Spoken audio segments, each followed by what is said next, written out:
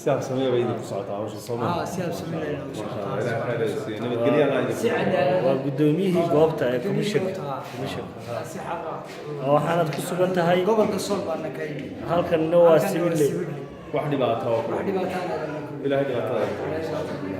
insha Allah hawee gacanta uu fududeeyay waa dabaday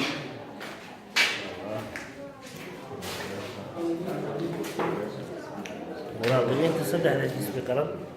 ka kala socday weeyaan